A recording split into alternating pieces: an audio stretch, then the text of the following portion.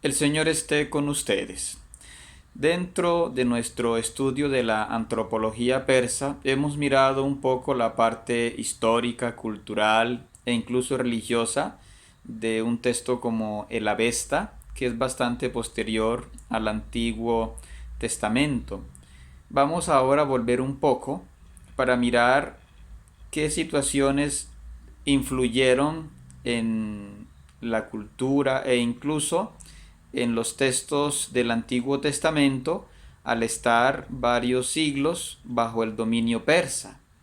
Hubo, por supuesto, muchísimos cambios que son reflejados en textos como Esdras, Nehemías y otros textos que iremos viendo que fueron marcando la conciencia nacional de Israel. Y vale la pena pues mirar ese contexto, cómo influyó. De inmediato decimos que ideas religiosas de los persas no influyeron mucho en el mundo israelita, pero el contexto político sí influyó. Y autores como el luterano Rainer Albers, en su obra La historia de la religión en el Antiguo Testamento, afirman que la política persa impulsaba la definición cultural y religiosa de sus súbditos. Recordemos que los israelitas habían estado bajo dominio eh, babilonio, el norte Israel había estado bajo dominio asirio, pero a los asirios no les preocupaba mucho esta parte, mientras que los persas eran bastante organizados administrativa y políticamente y por tanto les interesaba saber qué leyes tenía cada región para darle cierta autonomía en lo político, pero en lo económico eran más estrictos, ¿no?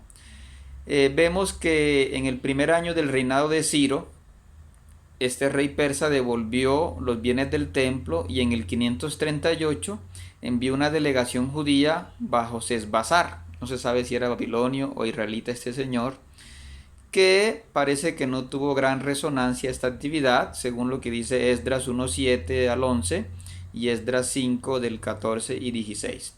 Pues los judíos de Palestina y de la diáspora no sabían cómo proceder ante la actitud del rey Ciro. Es así que tardaron 18 años en aceptar la reconstrucción del templo, aunque los libros de Esdras y Nehemías le echan la culpa a los vecinos, sobre todo a los samaritanos, como se ve en Esdras 4:4. En esta época estaban lo que se llamaban los círculos nacionalistas deuteronomistas. Los deuteronomistas eran sobre todo autores laicos y también los discípulos del profeta Ezequiel que se preguntaban cuál era el precio de aceptar esta oferta del rey Ciro.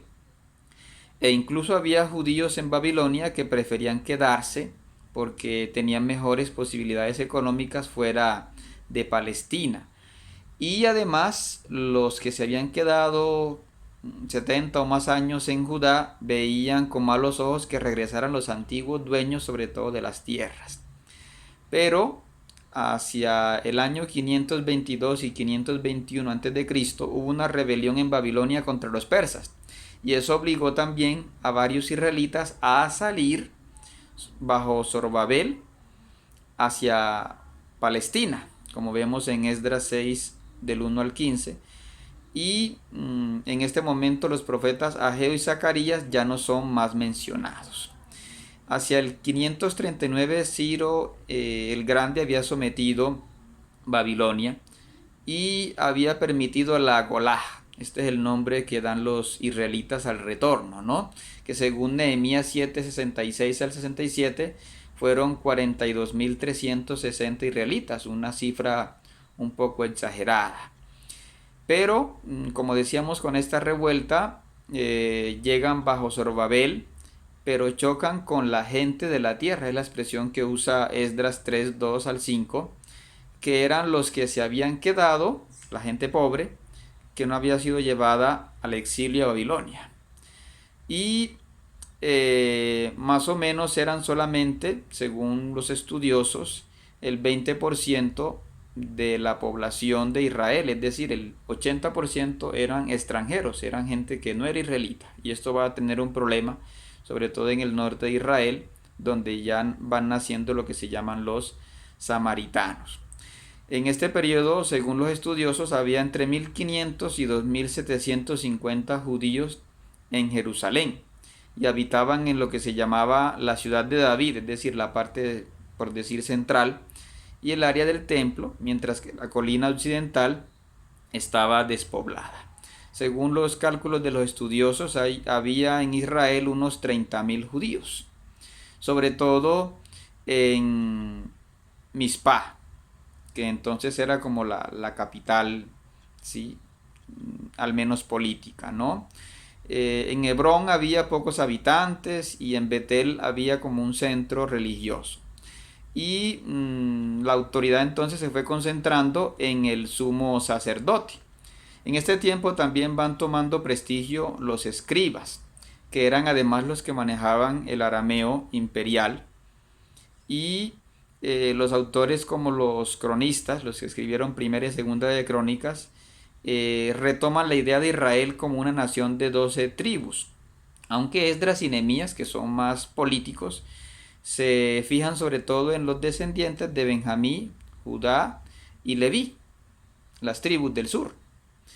Hacia el 350 hubo una revuelta que fue sofocada por Artajerjes III, y en ese momento Jerusalén fue incendiada e incluso hubo deportaciones hacia Hircania del Caspio. Esto nos lo dice Joaquín Jeremías en su obra Jerusalén en tiempos de Jesús. En los inicios del posexilio eran importantes algunos profetas como Ageo y Zacarías, que eran como casi los últimos profetas.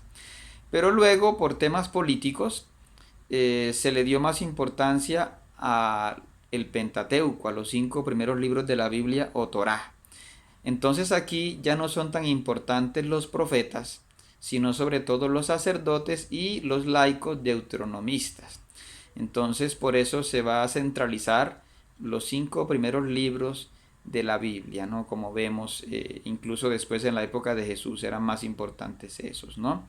Los teólogos proféticos fueron como más marginados y ellos se dedicaron, sin embargo, a seguir estudiando los textos de los profetas, pero volverán a ser importantes sobre todo estos textos y estos discípulos de los profetas en la época de los macabeos, que es cuando ya se empieza a incluir a los profetas en el canon, es decir, se le empieza a dar importancia a los libros de los profetas, ¿no?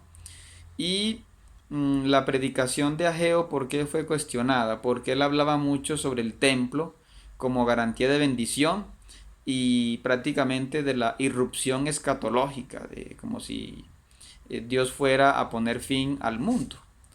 Pero vemos que ya Ezequiel había criticado el poner la confianza excesivamente en el templo, ¿no? Y vemos aquí que Ageo y Zacarías fueron vistos por el pueblo como alguien un poco peligroso, ¿sí? Porque lo que ellos enfatizaban no era viable frente al dominio de los persas, ¿no? Y ellos además eran como muy conservadores, muy nacionalistas, y además querían proponer a Zorobabel, que era descendiente de David, prácticamente como un nuevo Mesías. Y esto políticamente era muy peligroso. Entonces estos dos profetas fueron un poco relegados, como decimos, por motivos políticos. Y por eso los sacerdotes fueron los que fueron tomando el poder, ¿sí? Entonces hacia el 519 fue que empezó a predicar Zacarías y luego Ageo. Pero como decimos, los sacerdotes fueron quitándoles ese poder, ¿no? Zorobabel, como decimos, rechazó la coronación y entonces fue el sumo sacerdote Josué el que fue tomando el control del templo que se estaba construyendo, ¿no? Como vemos ya en Zacarías 3:3 al 8. Y entonces esto nos lo dice Rainer Albers de cómo fue cambiando esta política, ¿no? Entonces aquí llegan también un personaje que es Tatenai hacia el 515 en la consagración del templo y entonces se va marginando a estos profetas para no crear problemas con el dominio persa. Es aquí donde entra también entonces Darío I, que ha aplastado la rebelión babilonia y empiezan a llegar más judíos, ¿no? A Darío I le interesaba que regresaran muchos israelitas a Israel para enfrentarse a los egipcios, que estaban creando problemas en las fronteras, ¿no? Mientras que otros se quedaron en Babilonia. Además, en Egipto, pues también había israelitas. Pero entonces Darío fue enviando capataces, como se dice en Esdras 5:3 al 17 y Esdras 6 del 1 al 15, ¿no? Además, los persas quitaron el título de gobernador, Pejá en hebreo, para que no hubiese allí problemas de nacionalismos, ¿no?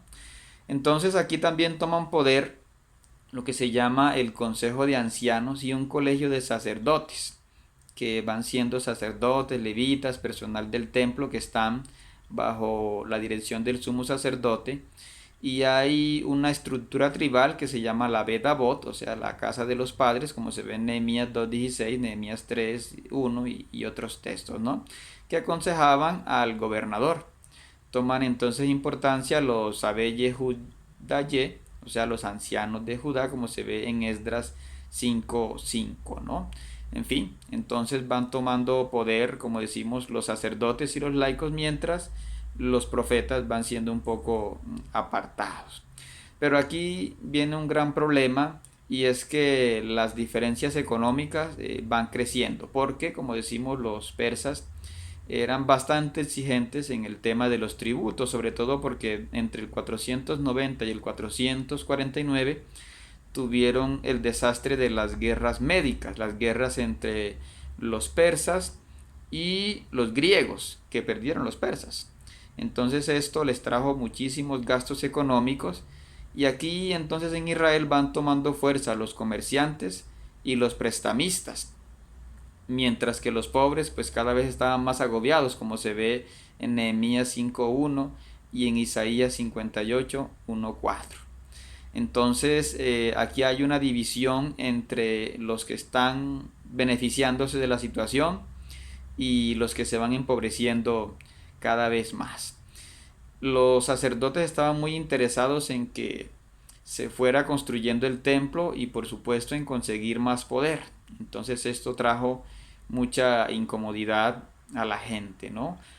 En esta época, como se ve en Nehemías 13, también se ve el problema de los matrimonios mixtos. Los judíos eran poco, entonces para recuperar la población no querían mezclarse, no querían ser asimilados con otros pueblos y así se fue creando cierta intolerancia. Y aquí también entonces empiezan a tomarse problemas religiosos y étnicos, es decir, quién es judío y quién no es judío. Aparecen entonces autores como lo que se llama el tercer Isaías, o sea, los textos que van de Isaías 56 al 66, que empiezan a debatir, ¿sí?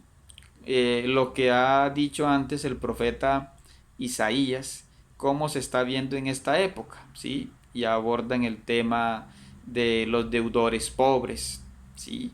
Entonces se empieza a mirar mucho la parte social y se empieza a criticar la injusticia de los ricos. E incluso en Isaías 56 se rechaza el tema de las genealogías porque se fueron usando como un instrumento excluyente de los que han retornado. Este texto también critica el rechazo que hay contra los extranjeros y contra los eunucos. Y aquí tenemos un texto que Jesús aprovechará como con mucho cariño, ¿no? El texto de Isaías 56:7. El templo será llamado casa de oración para todos los pueblos, ¿sí? Entonces, ante la falta también de comida y la pobreza, se enfatiza la larga vida y la comida abundante prometida por Dios. Entonces ya empieza una voz crítica contra los poderes del mismo pueblo de Israel, que están en lo que Jorge Pisley y otros autores, en su obra La historia de Israel vista desde los pobres, llaman el tercer Isaías, ¿no? Que incluso critican darle más importancia a la reconstrucción del templo que a la ayuda de las obras sociales, ¿no? E incluso surgen en esta época salmos que critican a los ricos y que también critican a enemigos, a las naciones vecinas que están atacando a los ya empobrecidos, ¿no? Como Edom y otros pueblos vecinos. Entonces, aceptan a los extranjeros, pero también critican a los extranjeros que están atacando a los pobres y a Israel, ¿no?